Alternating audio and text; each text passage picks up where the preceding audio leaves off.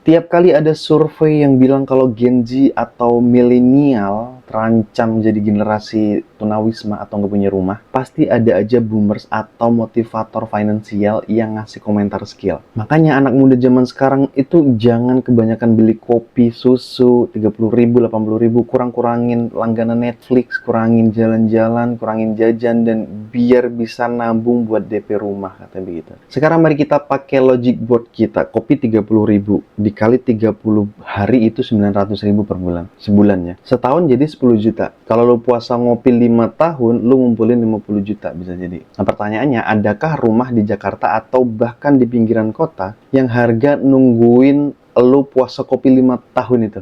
Nggak ada, coy. Harga rumahnya udah naik 200 kali lipat, 200 jutaan bisa jadi 5 tahun ke depan. Sedangkan lu cuma dapat 50 juta dari puasa kopi, dan properti 55 tahun ke depan udah naik berapa kali lipat. Di episode ungkap kali ini kita bakal berhenti nyalahin diri sendiri, kita bakal bedah secara empiris dan analitis kenapa kegagalan lu beli rumah itu bukan karena lu kurang nabung, tapi karena sistem yang emang udah rusak dari akarnya. Kepo nggak? Kepo dong, karena kepo adalah kunci. Langsung kita bahas di episode ungkap kali ini. Let's go.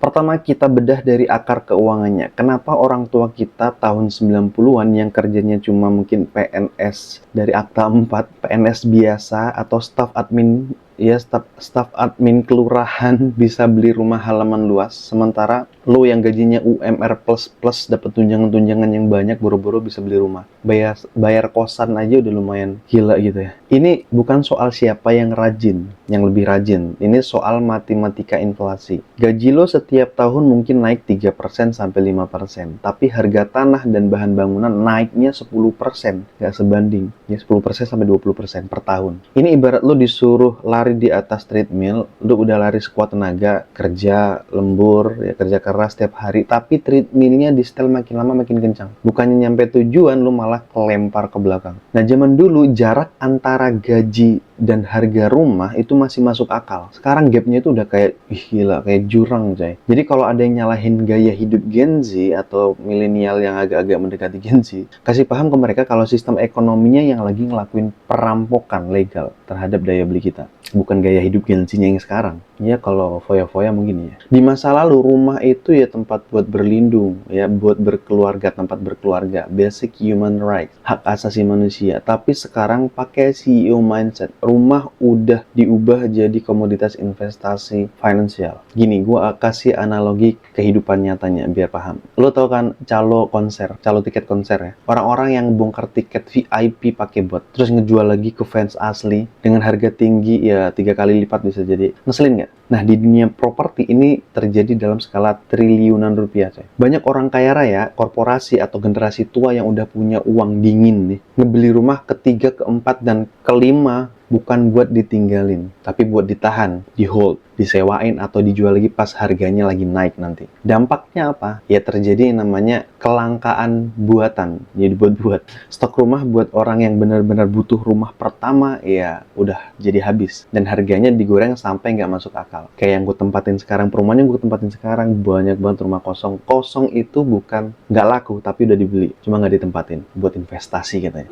Lu nggak lagi bersaing sama sesama Gen Z buat beli rumah ini, tapi lu lagi bersaing sama konglomerat yang lagi nyari instrumen parkir duit. Alasan ketiga yaitu sistem birokrasi dan KPR atau kredit kepemilikan rumah itu masih terjebak di zaman dinosaurus. Ekonomi kita udah berubah jadi gig ekonomi. Lu mungkin kerja freelance, content creator, jual online, atau kerja sistem kontrak, remote worker, buat perusahaan di luar negeri. Gaji lu mungkin udah fluktuatif, kadang 10 juta, kadang 20 juta sebulan. Tapi apa yang terjadi pas lu ke bank buat apply KPR? Bisa jadi kebanyakan bank nolak mentah-mentah. Karena sistem perbankan hari ini masih sangat mendewakan slip gaji karyawan tetap yang distempel basah sama perusahaan. Mereka menganggapnya pekerjaan digital itu nggak stabil dan berisiko tinggi ya. Padahal di zaman sekarang, jadi karyawan kantoran justru gampang banget di PHK massal. Sistem KPR ini secara sengaja mendiskriminasi cara kerja Gen Z. Lu dipaksa buat ngikutin sistem kerja gaya lama, cuma biar dapat persetujuan kredit yang bunganya mencekik selama selama 20 tahun ke depan. That's right, guys. There is no arrival. But let's be incredible humble, guys. Gue bikin episode ini bukan buat bikin lo pesimis atau nyerah. Gue bikin ini buat ngebebasin lo dari rasa bersalah yang gak pantas lo tanggung. Jadi berhenti ngerasa diri lo gagal cuma gara-gara lo umur 25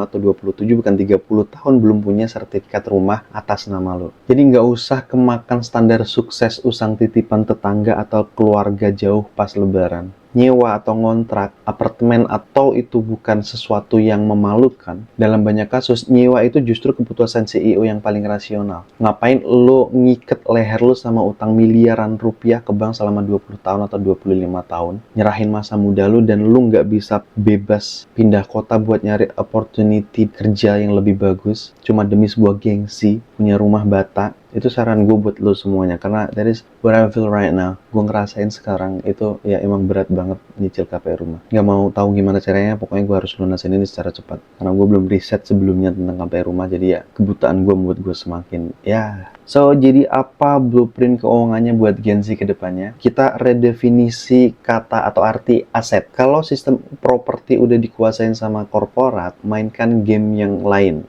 Alihin uang DP lo yang nggak seberapa itu buat ngebangun aset liquid atau aset yang gampang dicairin. Investasikan ke reksadana, saham, blue chip, atau yang paling penting upgrade skill lo dan nilai diri lo. Kekayaan sejati di era digital itu bukan seberapa luas tanah yang lo punya, tapi seberapa bebas lo secara finansial buat hidup di mana aja tanpa harus pusing dikejar tagihan. Kejar tagihan bank tiap tanggal 1, tiap tanggal muda. Oh, what the fuck is that?